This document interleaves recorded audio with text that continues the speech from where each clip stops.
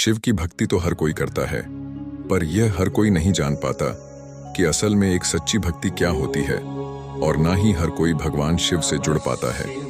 क्या आपने कभी यह जाना है कि सच्ची भक्ति असल में क्या होती है, और भक्ति का सबसे बड़ा आधार क्या है, और आपकी भक्ति कितनी सच्ची है? भक्ति का सबसे बड़ा आधार है विश्वास। जहां विश्वास है वहां भक्ति है, और जहां विश्वास नहीं वहां भक्ति भी नहीं। सच्ची भक्ति के लिए सबसे ज्यादा महत्वपूर्ण है भगवान के ऊपर और अपने ऊपर पूर्ण विश्वास, और उससे भी बड़ी बात, भगवान से कुछ भी पाने की कामना ना रखना। बस अगर कुछ पाने की कामना हो तो वह है उनका साथ, उनका आशीर्वाद और उनका प्रेम।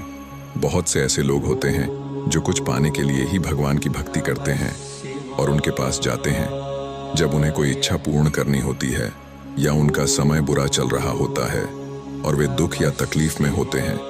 उन्हें भगवान की भक्ति का स्मरण होता है, तभी उन्हें यह लगता है कि उन्हें भगवान की शरण में जाना चाहिए। पर जब उनका समय अच्छा चल रहा होता है तो वह भगवान को पूरी तरह ही भूल जाते हैं। अगर भक्ति ऐसी है तो उस भक्ति को सच्ची भक्ति कहा ही नहीं जा सकता। सच्ची भक्ति में मन के अंदर कुछ भी पाने की कामना नहीं होती और ना ही कोई स्वार्थ होता है। अगर कुछ पाने की इच्छा होती है तो वह है भगवान से पूरी तरह जुड़ जाना। उससे भी बड़ी बात भगवान से कुछ भी पाने की कामना ना रखना। बस अगर कुछ पाने की कामना हो तो वह है उनका साथ, उनका आशीर्वाद, उनका प्रेम। आपने यह खुद अनुभव किया होगा कि जब भी आप भगवान को याद करते हैं या मंदिर जाते हैं तो आपके अंदर उनसे कुछ भी मांगने की इच्छा ही नहीं होती है। आप निस्वार्थ भक्ति भाव से उनके पास जाते हो, उनको याद करते हो, और मैं तो कहूंगी कि आपकी उनके कुछ मांगने की इच्छा ही नहीं होती और ना ही हिम्मत हो पाती है।